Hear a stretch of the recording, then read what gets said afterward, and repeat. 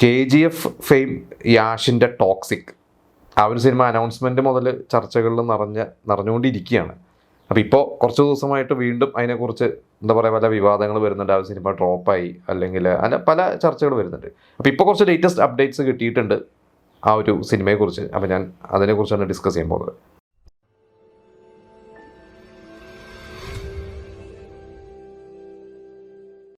KGF എന്ന് പറയുന്ന ഒരു ഒറ്റ സിനിമയിലൂടെ പാൻ ഇന്ത്യൻ ലെവലെത്തിയ നടനാണ് യാഷ്. അതിന് മുമ്പ് എനിക്ക് തോന്നുന്നു മലയാളികൾക്കൊന്നും കേട്ടിട്ട് പോലും ഉണ്ടാവില്ല. ഒരു വളരെ അപൂർവം ആയിട്ടും ആൾക്കാർ മാത്രമേ യാഷിൻ്റെ മുമ്പത്തെ സിനിമകൾ കാണിക്കുകയോ അല്ലെങ്കിൽ യാഷിനെ കുറിച്ച് കേട്ടിട്ടുള്ളൂ. കാരണം അദ്ദേഹം ഒരു ആക്ഷൻ ഹീറോ അല്ല, റൊമാൻറ്റിക് സിനിമകളൊക്കെ ചെയ്തതാണ്. അതിന് മുമ്പ് സീരിയൽ നടനായിരുന്നു.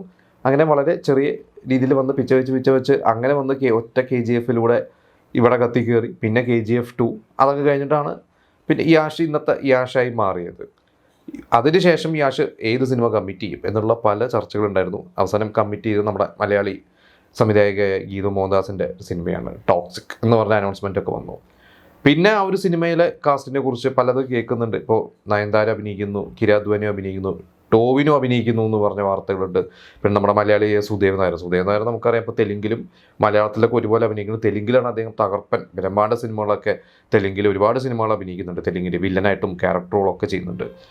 ഇപ്പോൾ ആ സിനിമയിൽ കുറച്ച് ഷൂട്ടിംഗ് ഇടയ്ക്ക് നിർത്തിവെച്ചു. അതുപോലെ തന്നെ ഗീതു മോഹൻദാസിൻ്റെ സംവിധാനത്തിൽ യാഷ് സംതൃപ്തനല്ല, അതുകൊണ്ട് വീണ്ടും റീഷൂട്ട് ചെയ്യുന്നു. അങ്ങനെ കുറേ ചർച്ചകളും വിവാദങ്ങളൊക്കെ ഇടയ്ക്കിടയ്ക്ക് കേൾക്കാറുണ്ട്. ഇപ്പോൾ കുറച്ച് ദിവസം മുമ്പ് വീണ്ടും അതൊന്ന് കുത്തിപ്പൊക്കിയിട്ടുണ്ട് ചില ചർച്ചകൾ. അപ്പോൾ അതിൽ ലേറ്റസ്റ്റ് ആയിട്ട് പറയുന്ന ആ സിനിമ ഡ്രോപ്പായി എന്ന് പറയുന്നുണ്ട്. അത് നിർത്തിവെച്ചു, ആ ഒരു സിനിമ അനിശ്ചിതത്വത്തിലാണ് എന്നൊക്കെയാണ് പറയുന്നത്.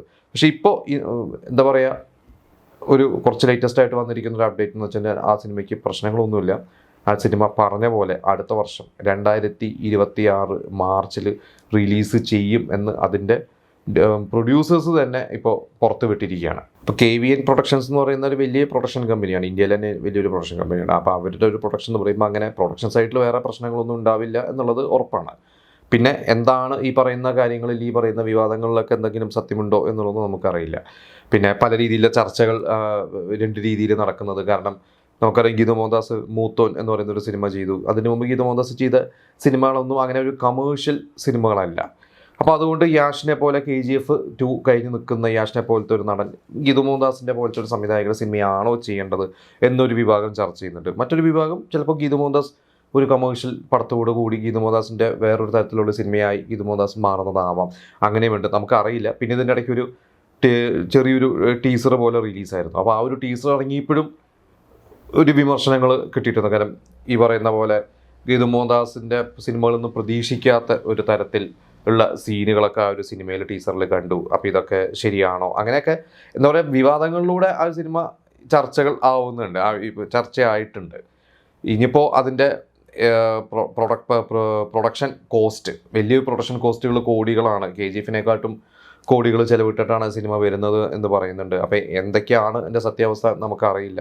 എന്തായാലും യാഷിനെ പോലത്തെ ഒരു നടൻ എന്തായാലും ഇത്രയും കാത്തിരുന്നിട്ട് ഇറങ്ങുന്നുണ്ട്. ഇനിയോട് KGF 2 ഇറങ്ങിയത് 22 ഏപ്രിലാണ് ഇവിടെ ഇറങ്ങിയത്. അന്ന് KGF-ഉം ബീസ്റ്റും ഒരേ സമയത്ത് ഒരു ഒറ്റ ദിവസത്തിൻ്റെ വ്യത്യാസത്തിലാണ് റിലീസായത്. കേരളത്തിലും അത് പൃഥ്വിരാജ് പ്രൊഡക്ഷൻസും ലിസ്റ്റും സ്റ്റീഫനും കൂടിയാണ്. അന്ന് ബീസ്റ്റ് നഷ്ടമായിരുന്നു കേരളത്തിൽ, പക്ഷേ KGF അന്ന് ഭയങ്കര ലാഭമായിരുന്നു. 70 കോടി 75 കോടിയോളം ഗ്രോസ് കിട്ടിയ ഒരു സിനിമയായിരുന്നു KGF 2 ഇവിടെ കേരളത്തിൽ. ഈ ഡേ 1 കളക്ഷനും കേരള ഗ്രോസും ഒക്കെ ഒരു കാലത്ത് KGF തന്നെയായിരുന്നു. പിന്നെ KGF-നെ മറികടന്ന് 2018-ഉം തുടരും ലോകയും ഒക്കെ വന്നു. പക്ഷേ എന്തൊക്കെ പറഞ്ഞാൽ യാഷിനെ പോലെ ഒരൊറ്റ സിനിമയിലൂടെ മാത്രം പ്രേക്ഷകർക്ക് പരിചിതനായ ഒരു നടനാണ്.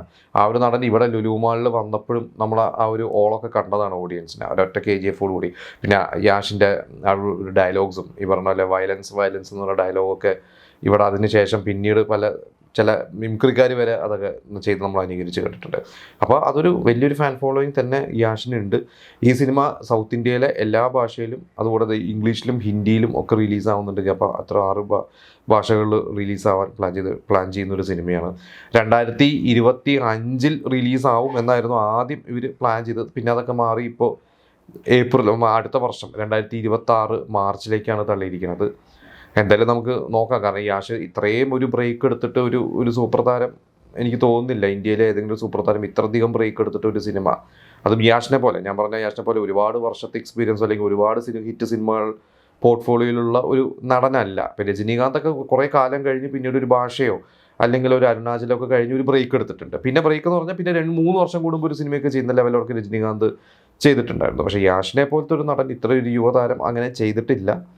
അതെന്താവും എന്നുള്ളത് നമുക്ക് എന്തായാലും നോക്കാം. എന്തായാലും ഈ ടോക്സിക് എന്ന് പറയുന്ന ഒരു സിനിമയെക്കുറിച്ചുള്ള നിങ്ങളുടെ പ്രതീക്ഷകൾ എന്താണെന്നുള്ളത് നിങ്ങൾ പറയുക. അത് ഏത് തരത്തിലുള്ള സിനിമയായിരിക്കും, പ്രതീക്ഷയുണ്ടോ നിങ്ങൾക്ക് എന്നുള്ളതൊക്കെ നിങ്ങൾ നമുക്ക് കമൻറ്റ് ചെയ്യാം.